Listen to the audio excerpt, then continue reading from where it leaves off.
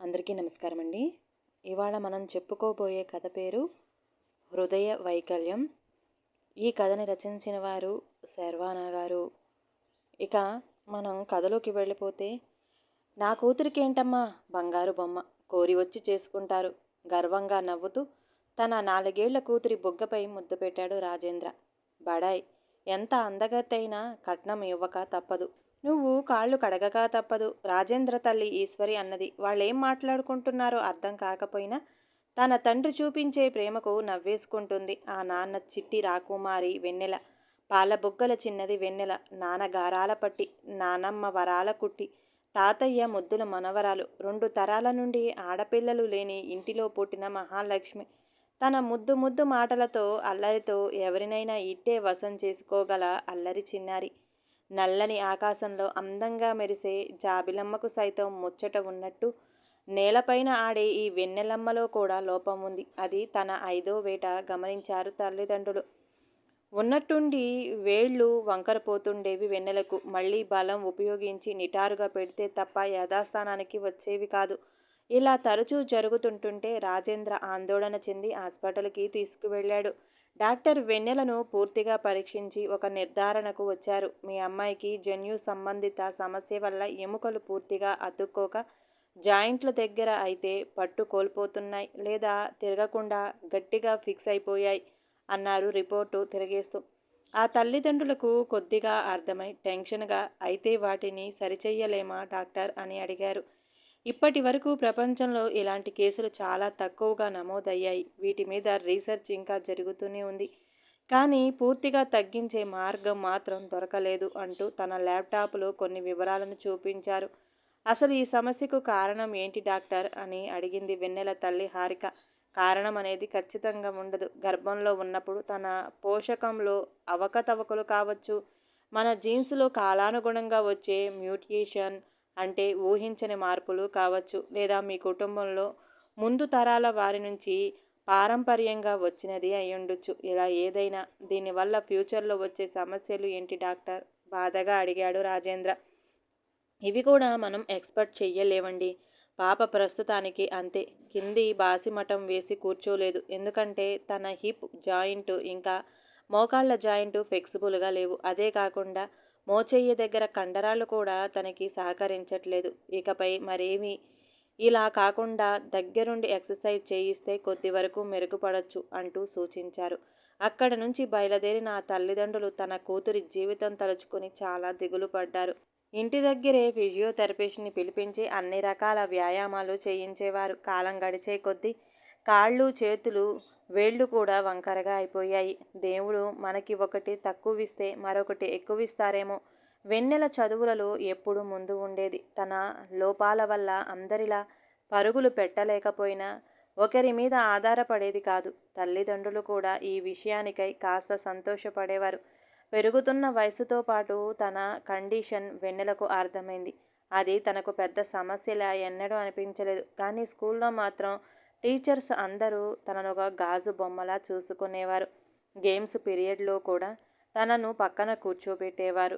ఎక్కడ తనకి దెబ్బలు తగిలితే సమాధానం చెప్పవలసి వస్తుందో అని అన్ని యాక్టివిటీస్కు దూరంగా ఉంచేవారు. ధైర్యం చేసి తానే పాల్గొంటానని అడిగిన పైనుంచి కింద వరకు ఒక చూపు చూసి వద్దనేవారు. స్కూల్ ట్రిప్పులు, ఇండిపెండెన్స్ డేకి చేసే మార్చి ఫాస్ట్ ఇవన్నీ తన లోపాన్ని ఎత్తి చూపేవి. జీవితం అంటే అప్పుడప్పుడే తెలుసుకుంటున్న మనసుకి తన వైకల్యాన్ని చూసి దూరం పెట్టే వాళ్ళ మీద పిచ్చి కోపం వచ్చేది. ఆ తెలియని బాధతోనే తన తండ్రి సహాయంతో అన్ని రకాల ఆటలను నేర్చుకుంది పట్టుదలతో. 10వ తరగతిలో స్కూల్లో జరిగే స్టూడెంట్స్ లీడర్స్ పోటీకి తాను పాల్గొనాలి అనుకుంది. సాధారణ చదువులలో ఫస్ట్ ఉండి ప్రతి దాంట్లో యాక్టివ్ పార్ట్ తీసుకునేవారు. ఎలక్షన్లో నిలబడతారు. వెన్నెల కూడా తనకేమీ తక్కువని పార్టిసిపేషన్కు పేరు ఇచ్చింది. కానీ ప్రిన్సిపాల్ ఆమె రూమ్కి పిలిపించుకొని తనని ఆ లిస్టు నుంచి తొలగించినట్టు చెప్పారు. ఎందుకని ప్రశ్నించిన వెన్నెలకు, నువ్వు గేమ్స్ అవి ఆడలేవు, పైగా స్కూల్ని గెస్ట్ ముందు రిప్రజెంట్ చేసేటప్పుడు కూడా బాగుండదు అని ఇబ్బందిగా పలికారు. అవన్నీ తాను చెయ్యగలను అని బల్లగుద్ది మరి చెప్పాలనిపించిన మౌనంగా తలాడించి అక్కడి నుంచి వెళ్ళిపోయింది. ఇల్లు చేరిన తరువాత మొదటిసారి ఆ దేవుడు తనని ఇలా ఎందుకు పుట్టించారు అని తలంచుకుంటూ బాధపడింది.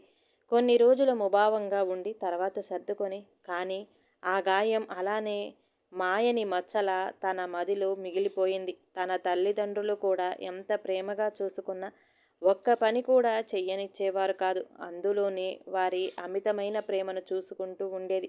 కానీ తాను చెయ్యగలిగిన ఇంటి పనులను కూడా వేరొకరితో చేయిస్తుంటుంటే తాను అసమర్థురాలునేమోనని అనిపించేది వెన్నెలకు.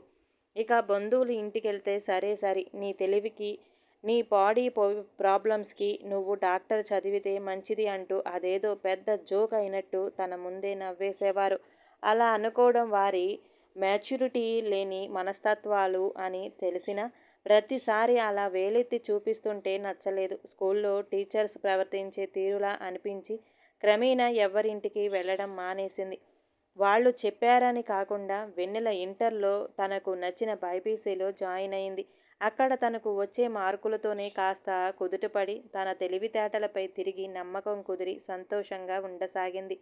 ఫస్ట్ ఇయర్ మధ్యలో ఉండంగా ఒక సెలవునాడు ఎదురింట్లో ఉండే పార్వతి గారు ఒక ఉచిత సలహా ఇచ్చారు. డాక్టర్ అవ్వడం అందరికీ అంత సులభం కాదు. అమ్మాయికి ఎలాగో కాలు చెయ్యి వంకర కాబట్టి ఫిజికల్లీ హ్యాండిక్యాప్డ్ కోటాలో అయితే తొందరగా వస్తుందేమో అని చిన్నగా తల్లికి చెబుతున్న మాటలు విన్న వెన్నెలకు గుండె భారంగా అయిపోయింది. ఒక వారం తర్వాత హారిక మెల్లగా ఎదురింటి పార్వతి చెప్పిన విషయం వెన్నెల దగ్గర కదిపింది. కేవలం తన కూతురికి ఎక్కువ కష్టపడకుండా మెడికల్ సీటు వస్తుందని మాత్రమే ఆమె తాపత్రయం. మనసుకు నచ్చని మాటలను తల్లే అంటుంటే కోపం, బాధ కలగలిపిన గొంతుతో, అమ్మా, నా మీద నాకు నమ్మకం ఉంది. దేని సహాయం లేకుండా కూడా నాకు నచ్చిన చోట చదువుకోగలను అనేసి వెళ్ళిపోయింది. ఇలాంటి మాటలు ఎందరి దగ్గరో విన్నది వెన్నెల. చిన్నప్పుడు ఎప్పుడు గలగలా మాట్లాడే వెన్నెల ఇంటర్కొచ్చేసరికి అడిగిన వాటికి మాత్రమే సమాధానమిచ్చే మనిషిలా అయిపోయింది. ఎందుకు అందరూ తనలాంటి వాళ్లను చులకనగా, జాలిగా మాట్లాడతారో అర్థం కాలేదు. తనలో మొదలైన ఈ మానసిక సంఘర్షణను పంచుకునేందుకు మనుషులు లేక, ఎవరికీ చెప్పుకోలేక సతమతమయ్యేది. ఆ తర్వాత ఎంసెట్ పరీక్ష ద్వారా దగ్గరలోనే మంచి గవర్నమెంట్ సీటు సంపాదించింది ఉత్తమ మార్కులతో. ఆ నిమిషం తన మేధస్సు ఇచ్చిన దేవునికి ఎంతగానో థ్యాంక్స్ చెప్పింది. ఎందుకో మెడికల్ కాలేజీ అంటే భయమేసింది, ర్యాగింగ్ ఉంటుందేమో అని. కానీ వెళ్ళిన కొత్తలోనే సీనియర్స్ కొంచెం అతి చేసిన తర్వాత ఎవరి పనుల్లో వారుండేవారు. కొత్త కొత్త విషయాలు నేర్చుకుంటూ దొరికిన కొద్ది మంది ఫ్రెండ్స్తో అల్లరిగా ఫస్ట్ ఇయర్ ఏ క్లాస్గా ముగించింది. సెలవుల్లో తన నాన్నగారి స్నేహితుడైన ఓ డాక్టర్ను కలిసింది. అతను వెన్నెల చదువు గురించి వివరాలు తెలుసుకున్నాక, అవునమ్మా, నీకు సీటు ఫిజికలీ హ్యాండిక్యాప్డ్ కోటా వచ్చిందా? లేదండి, నవ్వుతూ సమాధానం ఇచ్చింది. అదే కదా, అలా పెట్టుకొని ఉంటే నీకు సీటు వచ్చేది కాదు అన్నారు పెన్ను తిప్పుతూ. అర్థం కానట్లు చూసింది వెన్నెల. ఒకవేళ నువ్వు ఆ అప్లికేషన్ పెట్టుకుని ఉంటే నిన్ను ఖచ్చితంగా రిజెక్ట్ చేసేవారు. ఎందుకంటే నీ వంకరపోయిన వేళ్ల వల్ల నువ్వు సర్జికల్ నైఫ్ కరెక్ట్గా హ్యాండిల్ చేయలేవు. నాకు తెలిసి నీకు రాయడానికి కూడా ఇబ్బంది అవుతుంది కదా? సందేహంగా అడిగారు. లేదు సార్, నాకు రాయడానికి ఎటువంటి ఇబ్బంది లేదు. ఇంకా బ్లేడ్ వాడటం గురించి అయితే నేను ఆల్రెడీ ఫస్ట్ ఇయర్లో చేశానుగా సార్. ఒకంత అసహనంగా అంది. అయ్యుండొచ్చు, కానీ ఫ్యూచర్లో నువ్వు పీజీ చెయ్యలేవు. నా మాట విని ఎంబీబీఎస్ అయ్యాక ప్రొఫెసర్గా అవ్వు. అప్పుడైతే నీకు వచ్చే శాలరీకి నువ్వే ఒక మనిషిని పెట్టుకొని నీ పనులన్నీ కూర్చొని మరీ చేయించుకోవచ్చు. హితబోధ చేస్తున్నట్టుగా నవ్వుతూ అన్నారు. అంటే? ఇరిటేటింగ్గా అంది. ఒకవేళ నువ్వు ఫ్యూచర్లో వీల్ చైర్ పాలైనా నీ శాలరీతో బతకొచ్చు అంటున్నా. ఆ మాటలు విన్న వెన్నెలకు గట్టిగా అరవాలనుంది. Who are dare you talk like that అని అక్కడ ఉన్న వస్తువులు విసిరేయాలని ఉంది. కోపాన్ని కళ్ళతోనే చూపిస్తూ, thanks for your concern sir, but surgeon అవ్వాలన్నది నా డ్రీమ్. నన్ను చూసి మీకు నేను సాధించలేను అనిపిస్తే మాత్రం ఐ పిటీ అబౌట్ యూ. కనీసం నిలబడలేని వాళ్ళల్లో కూడా గొప్ప డాక్టర్స్ ఉన్నారు. బెటర్ వారి గురించి కూడా తెలుసుకొని ఇలాంటి సలహాలు ఇవ్వడం మానేయండి. చాలా విసురుగా సమాధానం ఇచ్చింది వెన్నెల. ఆమె సమాధానం ఊహించని అతను, అది కాదమ్మా, నా చెల్లెలు కూడా నీలాగే పోలియో వచ్చినా చదువుకుంది, కానీ ఉపయోగపడలేదు. ఇప్పుడు డబ్బు కోసం వేరొకరి మీద ఆధారపడవలసి వస్తుంది. నీ మంచి కోసమే, సున్నితంగా కాస్త జాలి చూపిస్తూ చెప్పారు. కదలలేకుండా ఉన్న నా తెలివితేటలు నాకున్నాయి. ఒకరి మీద ఎప్పటికీ ఆధారపడను. ఇంకా పొడిగిస్తున్న ఆయన మాటలకి నమస్కరించి వచ్చేసింది. ఇంటికొచ్చిన వెన్నెల ఎంతో గింజుకుంది. ఎలా ఉన్నా ఇప్పటి వరకు తన చదువు వైపు ఎవరూ వంక పెట్టలేదు. ఇప్పుడు అది కూడా దూరం చేసేలా మనుషుల ధోరణి కనిపిస్తుంటే అతను అన్న మాటలు ఎక్కడ నిజమవుతాయో అనే భయం పట్టుకుంది తనకు. ఏ భావాన్ని వ్యక్తపరచని వెన్నెల భయాన్ని తన కోసం అదిమి పెట్టుకుని తిరిగి చదువులో పడింది. సెకండ్ ఇయర్ కొత్తలో వినయ్ అనే అబ్బాయి వేరే కాలేజీ నుంచి ట్రాన్స్ఫర్ చేయించుకొని వెన్నెల క్లాసులో జాయిన్ అయ్యాడు. ఇద్దరి రోల్ నెంబర్స్ పక్కపక్కన కావడం వలన పరిచయం చేసుకొని ఫ్రెండ్స్ అవ్వడానికి ఎక్కువ టైం పట్టలేదు. ఫ్రెండ్స్ నుంచి బెస్ట్ ఫ్రెండ్స్కి అక్కడి నుంచి 3వ సంవత్సరం ముగిసేలోగా లవ్ బర్డ్స్లా మారిపోయారు. వెన్నెల వినయ్తో ఏ విషయమైనా ఓపెన్గా షేర్ చేసుకునేది. నిజానికి అతని దగ్గర ఆ స్పేస్ నచ్చే మరింత దగ్గరయ్యింది. వినయ్ కూడా ఆమె మాటలను ఓపిగా వినేవాడు. చదువులో ఒకరికి ఒకరు తోడుంటూ జీవితాంతం ఇలానే ఉంటే ఎంత అందంగా ఉంటుందోనన్న అలౌకిక భావన వెన్నెలకు కలిగేలా చేశాడు. 4 ఏళ్లు పూర్తి చేసుకుని ఇంటర్న్షిప్లోకి అడుగుపెట్టింది వెన్నెల. అప్పటి వరకు తను నేర్చుకున్న విద్యను నలుగురికి అందిస్తూ తాను మరెన్నో కొత్త విషయాలు నేర్చుకుంటూ వినయ్ జతగా ఎంతో సంతోషంగా గడిపింది. అక్కడ తనని ఆపేవారు లేరు. తనను వెనుకకు తోసేవారు లేరు. ఇష్టమైన వృత్తిరీత్యా కలిగే అలసట ఎంత హాయిగా ఉంటుందో అనుభూతి చెందుతూ కాలాన్ని ప్రశాంతంగా ఆస్వాదించసాగింది. సంవత్సరం ఇట్టే కరిగిపోయింది ఆమె దృష్టిలో. కాలేజీ వీడి వెళుతున్నందుకు స్టూడెంట్స్ అందరికీ పట్టాలు ఇచ్చింది మేనేజ్మెంట్. ఆ ఫంక్షన్లోనే ఆమె చివరిసారిగా వినయ్ని చూసింది. ఫేర్వెల్ అయిన తర్వాత వినయ్ తన సొంతూరు వెళ్ళి వస్తానని వెన్నెలతో చెప్పాడు. ఆమె సరే అంది. ఇంట్లో ఉన్న వినయ్తో ఫోన్లో కబుర్లు చెబుతూనే తన పీజీ ఎంట్రన్స్ కోసం ప్రిపేర్ అవ్వసాగింది. ఇద్దరు పరీక్ష కోసమే సీరియస్గా చదువుకుంటూ ఉండటంతో కలిసేందుకు అవకాశం చిక్కలేదు. గలగల ఇంట్లో తిరిగే మనవరాలిని చూసిన పెద్దవాళ్లు వెన్నెలకు పెళ్లి చేస్తే బావుంటుందని భావించి రాజేంద్ర దగ్గర ఆ ప్రస్తావన తెచ్చారు. పరీక్షకు చదువుకుంటున్న తనని ఇప్పుడు కదిపి డిస్టర్బ్ చేయలేక మరికొంతకాలం ఆగుదాం అని సూచించాడు రాజేంద్ర. కాలేజ్ అయిన 3 నెలలు కఠిన దీక్షలా చదివి పీజీ ఎంట్రన్స్ రాశారు వెన్నెల మరియు వినయ్. ఆమె కాస్త తేరుకుందని నిర్ధారించుకుని పెళ్లి ప్రస్తావన తీసుకువచ్చారు రాజేంద్ర, హారికలు.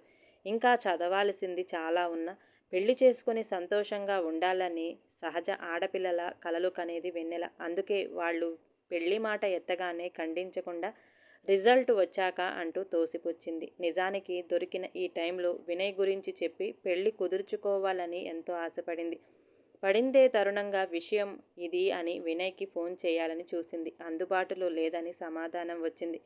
కాస్త నిరాశపడిన తమాయించుకుని మళ్ళీ ట్రై చేసింది. 2 రోజులు చేస్తూనే ఉంది. అతనిని చేరేలా ఒక్క కాలు కూడా కలవలేదు. అతని ఫ్రెండ్స్ని కనుక్కుంది. వాళ్ళు కూడా తెలీదనే సమాధానం ఇచ్చారు. చెప్పకుండా ఎటుపోయాడో అన్న అసహనంతో పాటు తనకి ఏదైనా జరిగిందేమో అన్న ఆలోచన కూడా ఆమెను కుదురుగా ఉండనివ్వలేదు. మెసేజ్లు చేస్తూనే ఉంది. వారం గడిచింది. అతని కోసం ఆలోచిస్తున్న ఆమె పరిసరాలను మరిచి మౌనంగా మారింది. పరీక్షలు అయ్యాక ఎన్నో చెయ్యాలి అనుకున్న ఆమె ప్రస్తుత పరిస్థితుల్లో దేనిపైన మనసు పెట్టలేక ఎంతో సతమతమైంది. మరో 10 రోజులు ఓ సాయంకాలాన అతని నుండి హాయ్ అని 260 మెసేజ్లు బదులుగా సందేశం వచ్చింది. గంట తర్వాత ఆ మెసేజ్ చూసిన వెన్నెల ఎంతో ఆనందపడిపోయి వెంటనే కాల్ చేసింది. కానీ కట్ చేసినట్టు బిజీ వచ్చింది.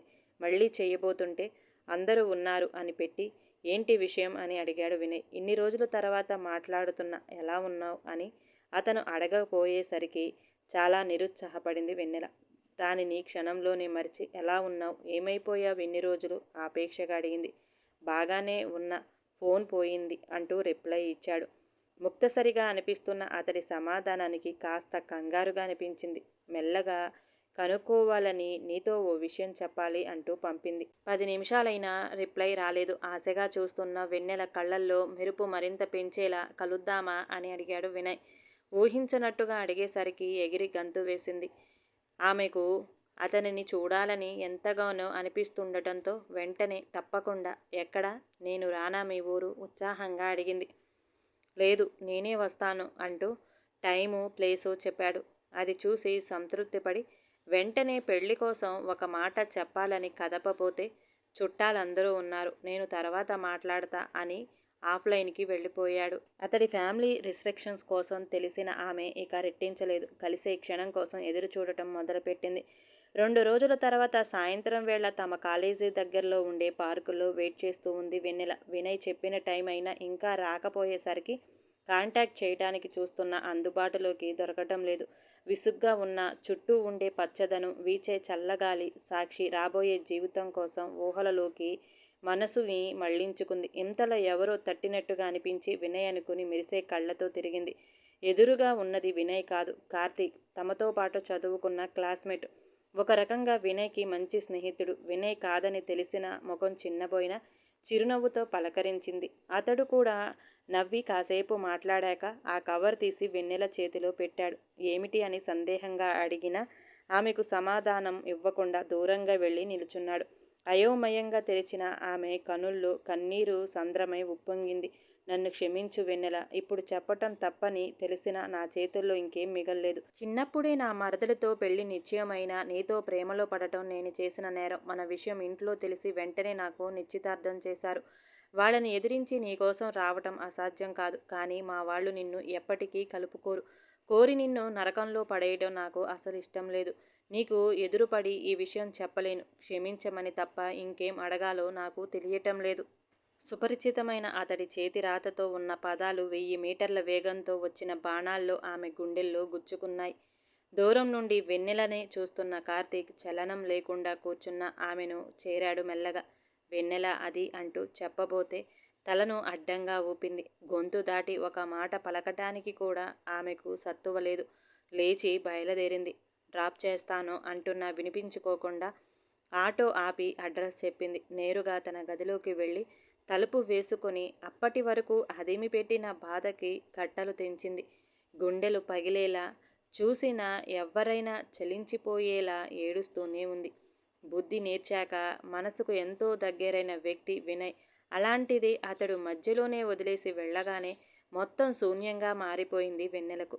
ఒక్కసారిగా అతడితో జరిగిన ప్రతి క్షణం గుర్తొచ్చి ప్రాణం ఉండగానే నరకం చూసింది. తన బాధ పంచుకోవాలన్నా ఎవరూ లేక ఎంతో ఒంటరిగా అనిపించి ఇంకా కుమిలిపోయింది. రాత్రి ఎప్పుడు తెల్లవారిందో, ఎప్పుడు రెప్పవాలిందో వివరం కూడా ఆమెకు తెలియదు. పొద్దెక్కిన కళ్ళు తెరవలేదు.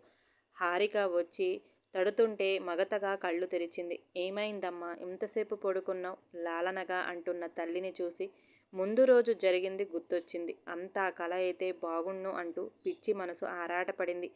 కాదని పడిన వేదన మొదలుతుంటే కళ్ళల్లో చేరిపోతున్న నీళ్లను బలవంతంగా ఆపి ఏం లేదు అంటూ స్నానానికి వెళ్ళింది. ఒంటరిగా తనతో ఉంటున్న కాలానికే తెలుసు వెన్నెల జార్చిన కన్నీటి సంఖ్య. లెటర్ అందిన తర్వాత కూడా వినయ్ ఫోన్ చేసి ఇదంతా అబద్ధమని చెప్తాడేమో అన్న ఆశ ఆమెను వీడలేదు. కానీ అలాంటి ఛాయలు మచ్చుకైనా లేవు. అతని నెంబరు కూడా మార్చేశాడని తర్వాత రోజుల్లో తెలిసింది. ఇంట్లో మసిలే కొన్ని క్షణాలు ఎలాగో తన బాధను అణుచుకుంటున్న గదికి చేరగానే ఆమె బాధ వర్ణనాతీతం. వినయ్తో కలిసి పంచుకున్న ఊసులు, కలలు, ఊహలు అన్నీ వెన్నెలను చుట్టుముట్టేసి ఊపిరి కూడా భారమై అన్నట్టుగా చేసేవి. ఇంత జరుగుతున్న వెర్రి మనసు అతడిని ప్రేమిస్తూనే ఉంది. వెన్నెల మనసు విరిగిన నెల రోజులకి మరోసారి విరిచేందుకు సిద్ధమైంది కాలం. ఆ సంవత్సరం గవర్నమెంట్ తెచ్చిన మార్పుల వల్ల పీజీ ఎంట్రన్స్లో ఆమె కోరుకున్న బ్రాంచ్కి చాలా దూరంగా వచ్చింది ర్యాంకు.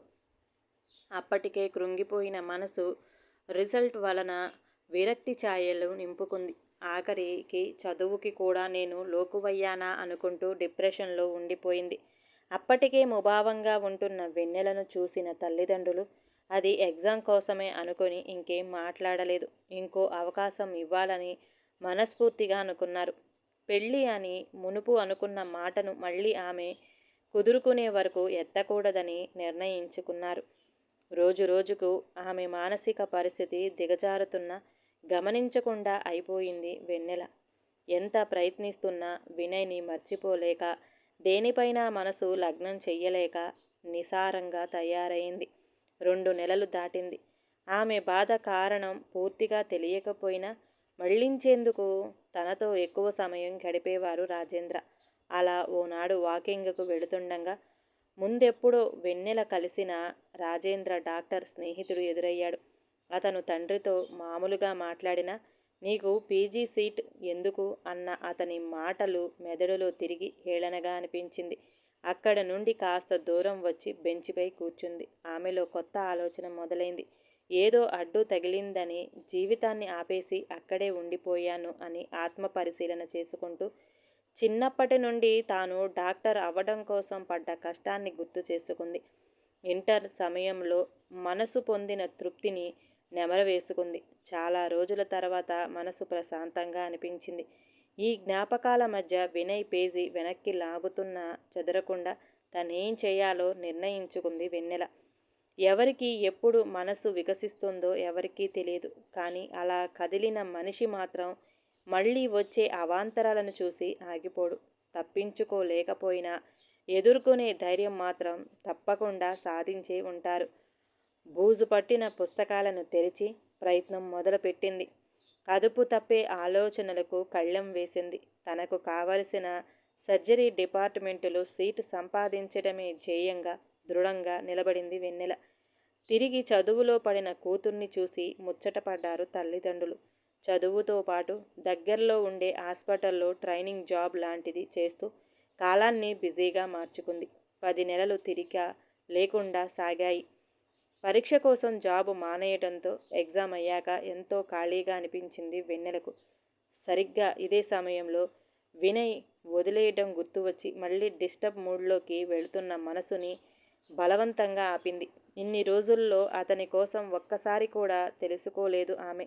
ఎప్పటి నుండో ఆపుతున్న పెళ్లి టాపిక్ ఇప్పుడు వెన్నెల ఫ్రీ అయ్యేసరికి మళ్ళీ తన ముందు ఉంచారు కుటుంబం.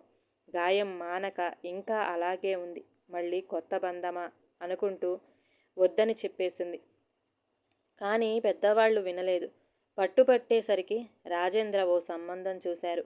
వెన్నెల ఇష్టం లేదు అంటున్నా మంచి సంబంధం అంటూ చూపులకి ఒప్పించారు. ఆసక్తి లేకపోయినా తండ్రి కోసం కూర్చుంది వెన్నెల. వచ్చిన వారు చూసుకొని వెళ్ళాక కబురు చేస్తామన్నారు. పెళ్లి కుదిరితే మొదలయ్యే సందడి కోసం మాట్లాడుకుంటూ 2 రోజులు గడిపేశారు. 3వ రోజు సంబంధం వద్దు అంటూ మధ్యవర్తి ఫోన్ చేసి చెప్పాడు. అందరూ నిరుత్సాహపడ్డారు. వెన్నెల కనీసం పట్టించుకోలేదు. కానీ ఇంట్లో ధోరణి మారలేదు. ఇంకా వెతుకులాట ఆపలేదు. సంబంధం కోసమైతే వస్తున్నారు కానీ చూశాక వద్దు అనేస్తున్నారు. మొదట అర్థం కాక పోయినా 4వ దానికి ముఖం పైన చెప్పేశారు. అమ్మాయి బావున్నా కాళ్ళు చేతులు ఇలా ఉండే పిల్లని చేసుకుంటే చూడటానికి ఏం బావుంటుందని. మనసు ఎంతో చివుక్కుమంది రాజేంద్ర హారికలకు. వెన్నెలకు తెలిస్తే బాధపడుతుందని ఆ మాట తనకు చేరనివ్వలేదు. వాళ్ళు చెప్పింది విన్నాక కంగారు మరింత పెరిగింది. అసలే లోపం, పైగా వయసు మీరితే మరింత కష్టం అయిపోతుందని జోరు పెంచారు. దానితో పాటు సంబంధం కోసం జాగ్రత్త కూడా పెంచారు. అయినా లాభం కనపడలేదు. ఇంతలో మళ్ళీ పరీక్ష రిజల్ట్ వచ్చింది. ఈసారి రాష్ట్ర స్థాయి మంచి ర్యాంకు వచ్చి తను కోరుకున్నది దొరికింది. ఆ వార్త చూసి వెన్నెల ఆనందానికి హద్దులు లేవు. ఎంతో వెలితి తీరిపోయినట్టు, ప్రాణం తిరిగి చేరినట్టు సంబరపడిపోయింది. కౌన్సిలింగ్ టైం ఉండటంతో ఆ పనులతో బిజీగా ఉంది. అప్పుడే మరో సంబంధం వచ్చింది. వెన్నెల చేసుకోను అని చెప్పినా ఎప్పటిలానే వెనక పెళ్లి చూపులు ఏర్పాటు చేశారు. ఈసారి వచ్చిన వాళ్ళు కాస్త సుముఖంగానే అనిపించారు. అమ్మాయిని చూసుకొని ఇష్టమే అని అక్కడే చెప్పేశారు. ఆ మాటకే ఆనందపడిపోయారు వెన్నెల కుటుంబం. తన అభిప్రాయం అడిగారు. పెళ్ళి అంటూ దానిపై ప్రత్యేక ఇష్టం ఏమీ లేదు వెన్నెలకు. అందుకే తల్లిదండ్రులు ఏది చేసినా సరైనదే అవుతుందని ఒప్పుకుంది. అందరూ సంతోషించారు. మిగతా విషయాలు మంచి రోజు మాట్లాడుకోవాలని నిర్ణయించుకొని పెళ్లివాళ్లు బయలుదేరారు. ఈ విషయం కూడా పెద్దగా ఉత్సాహాన్ని ఇవ్వలేదు వెన్నెలకి. తన కౌన్సిలింగ్ ప్రక్రియతో పాటు పెళ్లి ఊసులు కూడా హుషారుగా సాగుతున్నాయి. కౌన్సిలింగ్లో తనకి నచ్చిన కాలేజీ రాకపోయినా కోరుకున్న కేటగిరీలో రావటంతో ఆనందంగా విషయం చెప్పడానికి హాల్లోకి వెళ్ళింది. కానీ అక్కడేదో చర్చ జరుగుతుంది. ఇంకో 25 అంటే ఎక్కువేమో కదండి అంటూ హారిక దిగులుగా అంటుంటే, పెట్టేది మన అమ్మాయికే కదా అని రాజేంద్ర సమర్థించాడు. అతని వెనకే వెన్నెల నానమ్మ తాతయ్య కూడా వంతపాడారు. విషయం అర్థం కాక ఏంటి అని అడిగింది వెన్నెల. ఏం లేదు అంటూ దాట వెయ్యబోతే కాస్త గట్టిగా అడిగింది. కట్నం మరో 25 లక్షలు ఎక్కువ ఇవ్వమంటున్నారు అంటూ చిన్నగా చెప్పాడు రాజేంద్ర. ఎందుకు అని అడిగిన వెన్నెలకు కారణం చెప్పలేక మౌనంగా ఉండిపోయారు. ఆమెకు అర్థమైంది ఆ మూల్యం తన లోపాన్ని కప్పిపుచ్చటానికి అని. వెంటనే నాకు ఈ పెళ్లి వద్దు అని స్థిరంగా చెప్పింది. ఆమె నిర్ణయానికి ఆశ్చర్యపోతూ అది కాదురా, ఇప్పటికే చాలా సంబంధాలు దగ్గరికి కూడా రాలేదు. ఇది కూడా అంటున్న రాజేంద్ర మాటలకి కళ్ళల్లో గిర్రున నీళ్లు తిరిగాయి. చిన్నప్పుడు కట్నమే వద్దన్న తన తండ్రేనా ఇలా మాట్లాడుతుంది అన్న ప్రశ్న కళ్ళల్లో చూపిస్తూ ఏమీ చెప్పకుండా తన గదిలోకి వెళ్ళిపోయింది. ఎన్నో ప్రశ్నలు ఎప్పటిలానే. చిన్నప్పటి నుండి తన లోపం వలన వేరు చేసిన మనుషులు ఎందరో. ఏ ఒక మనిషి శరీరంలో లోపం ఉంటే వాళ్ళు జీవితం పంచుకోవడానికి పనికిరారా? లేక అలా చేసేందుకు మార్కెట్ వస్తువును కొన్నట్టు ఎక్కువ డబ్బులు పెట్టాలా? పెళ్ళికి అవసరమైంది మంచి వ్యక్తిత్వమా? లేక బయటికి కనిపించే నా రూపమా? నేనేంటో తెలియకుండా కేవలం కనిపించే దానితోనే నాకు లోపం ఉంది అంటే మరి అలా చూస్తున్న వారి లోపం ఎక్కడ ఉంది? వాళ్ళ హృదయంలో కాదా? అవును నిజమే. వారు గుండె వికలాంగులు అని ఎంత అనుకుంటున్నా ఆవేదన తీరటం లేదు. కాసేపటికి తన గదిలోకి వచ్చిన తండ్రి మనసు తెలిసినట్టుగా, నాన్న, నాకు ఈ పెళ్లి చేసుకోవడం ఇష్టం లేదు. అసలు నా చదువు పూర్తయ్యే వరకు అటువైపు కూడా వెళ్ళను. నన్ను బలవంతం పెట్టకండి. కట్నం ఎక్కువ ఇస్తేనే నన్ను చేసుకునేవాడు తర్వాత లైఫ్లో నాకన్నా డబ్బుకే ఇంపార్టెన్స్ ఇస్తాడు అని చెప్తూ తన తండ్రిని చూస్తూ, అలాగే నాకు బెంగుళూరు మెడికల్ కాలేజీలో సీటు వచ్చింది. రేపే వెళ్ళాలి అంటూ అక్కడ ఉండకుండా వెళ్ళిపోయింది. అక్కడే ఉంటే వెన్నెలను ఒప్పించే ప్రయత్నం చేసేవారేమో కానీ ఆ అవకాశం ఇవ్వకుండా ఇంటికి దూరంగా వచ్చేసింది. తన చదువులో మరో మెట్టు ఎక్కడంలో పూర్తిగా నిమగ్నమైంది. అలాగే తనలా ఉండే వారి కోసం ఏదో ఒకటి చెయ్యాలి అని బలంగా ఉండేది. వారాంతం మోటివేషన్ క్లాసెస్ తీసుకునేది. తమకి తాము తక్కువ అని అనుకుంటూ ఆగిపోతున్న వారిలో చైతన్యం తీసుకురావాలని, కనీసం కొంతమందిలో అయినా ఉత్తేజం కలిగించాలనేదే తన ఎన్నో ఆశయాల్లో ఒకటి. అందుకోసం చాలా ఆర్గనైజేషన్స్తో కలిపి పనిచేసేది. ఆ క్రమంలో పరిచయం అయినవాడే విశ్వనాథ్. స్వతహాగా కారు మ్యానుఫ్యాక్చరింగ్ కంపెనీలో చీఫ్ ఇంజనీర్. అలాగే ఒక సోషల్ యాక్టివిటీస్. వెన్నెల లక్ష్యం యువతను ఎంచుకుంటే అతను జీవితంపై ఆశ కోల్పోయిన వాళ్ళని ఒక చోట చేర్చి మళ్ళీ కొత్తగా ప్రారంభించేలా చేయూతని ఇచ్చేవాడు. అందుకు కావలసిన ధైర్యం, ఉపాధి అవకాశాలు వాళ్ళకి అందుబాటులో ఉండేలా చూసుకునేవాడు. ఆర్గనైజేషన్ మీటింగ్స్లో చాలాసార్లు వెన్నెలను గమనించిన విశ్వ తనలాగే ఆలోచించే అమ్మాయిగా చూసి ఇష్టపడ్డాడు. చదువుకుంటూ ఇలాంటి కార్యక్రమాల్లో పాల్గొనడం తెలిసి ఇంకా ముచ్చట కలిగింది. వెన్నెల పీజీ 2వ సంవత్సరం ముగిసే సమయానికి తన ఇష్టం తెలిపి ఆమె అభిప్రాయం కోసం అడిగాడు. అతను చెప్పిన దానికి ఆమె ఆశ్చర్యపోలేదు.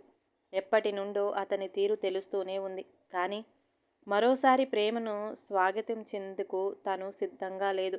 అదే విషయం విశ్వకి చెప్పి సున్నితంగా తిరస్కరించింది. వెన్నెల చెప్పిన దాన్ని అర్థం చేసుకొని మరోసారి గాయం అవ్వకుండా చూసుకుంటానని చెప్పినా ఆమె సమ్మతించలేదు. అలాగే వదిలేయలేదు విశ్వ. సంవత్సరం కాలంలో ఆమెకు తన ప్రేమ అర్థమయ్యేలా ఓపిగ్గా చెప్పి చూశాడు. చదువు ముగించుకొని వెళుతున్న వెన్నెలకు ఎదురుపడి చివరి అవకాశంగా అనుకొని తన మనసులో ఉన్నది మొత్తం చెప్పాడు. తన గురించి అన్నీ తెలిసిన వాడిగా, తనలాంటి తత్వం ఉన్నవాడిగా, మంచి గుణం ఉన్నవాడిగా ఎప్పుడో వెన్నెల మనసులో మంచి స్థానం సంపాదించాడు. విశ్వలో నిజాయితీ తన మనసు ఊగిసలాటకు అడ్డుగా నిలిచింది. పాత జ్ఞాపకాలను వీడేలా చేసింది. ప్రేమించే మనసు మాత్రమే అని అర్థం చేసుకున్న వెన్నెల విశ్వకి తన అంగీకారం తెలిపింది. ఆమె ఎస్ చెప్పడంతో చాలా ఆనందించాడు విశ్వ. ఇద్దరూ లైఫ్లో సెటిల్ అయ్యి ఉండటంతో ఇరు కుటుంబాలతో మాట్లాడాలని వెళ్ళారు. విశ్వ ఫ్యామిలీలో అడ్డు చెప్పలేదు. కానీ వెన్నెల ఇంట్లో వాళ్ళు ఒప్పుకోలేదు. ఎవరో తెలియని పక్క రాష్ట్రం వాళ్ళకి పిల్లని ఎలా ఇస్తాం అని నిరాకరించారు. కానీ వెన్నెల వైకల్యం మనిషికే కానీ మనసుకి కాదు అని రుజువు చేసిన అతడిని దూరం పెట్టి నా మనసుకి కూడా వైకల్యం ఉందని చెప్పలేను నాన్న అంటూ ఇప్పటి వరకు వచ్చిన సంబంధాలకి కన్నా విశ్వ ఎంత మంచివాడో కట్నం ఎక్కువ అడిగినప్పుడు తను పడిన ఆవేదనను తొలిసారి పంచుకుంది. తన బాధకు చెలించి వెన్నెల నిర్ణయంపై నమ్మకం ఉంచి పెళ్లికి సరే అన్నారు. అనుకున్నట్టుగా కూతురు పెళ్లి వైభవంగా చేశారు రాజేంద్ర. చిన్నపాటి సంశయంగానే అత్తవారింటికి పంపించిన వెన్నెల కుటుంబం తన ఆనందం చూసి కొన్ని రోజుల్లోనే అన్ని అనుమానాలను తుడిచేశారు. తను చిన్నప్పటి నుండి కలలు కన్న డాక్టర్ వృత్తి, తనని అర్థం చేసుకునే మెట్టినిల్లు, ఆశయాల్లో తోడుండే భర్త, సంతోషమైన సంసారం. జీవితంలో మళ్ళీ వెనక్కి తిరిగి చూసుకున్నది, బాధపడే క్షణాలు లేకుండా హాయిగా జీవితం మలుచుకుంది. యథార్థానికి కల్పితం తోడైతేనే అందం. కథ చదవటానికి సింపుల్గా అనిపించిన ఎంతోమంది లోపం ఉన్నవారు ఇలాంటి ఇన్ఫీరియారిటీ కాంప్లెక్స్తో చాలా పెయిన్ని తీసుకుంటారు. ఏదైనా అసాధారణ విషయాన్ని చూసినప్పుడు మన కళ్ళు దానిని పరిశీలించడంలో అంగిపోతాయి. అది సహజం. కానీ ఎప్పుడైనా వైకల్యం ఉన్నవారు ఎదురైనప్పుడు వారిని అలాగే చూస్తూ ఉండటం వలన అది ఎంతో ఇబ్బందిగా, బాధగా అనిపిస్తుంది. చాలా తక్కువ మంది మాత్రమే తమ లోపాన్ని దాటి ఆలోచించగలరు. కావున వారిని తక్కువ చేసే మాట కానీ, చూపు కానీ మార్చుకుందాం. మన మనసులో జాలి కలిగిన మనలో వారు ఒకరే అని కలుపుకుందాం. ఈ కథ ద్వారా చెప్పాలి అనుకున్న చిన్న సందేశం.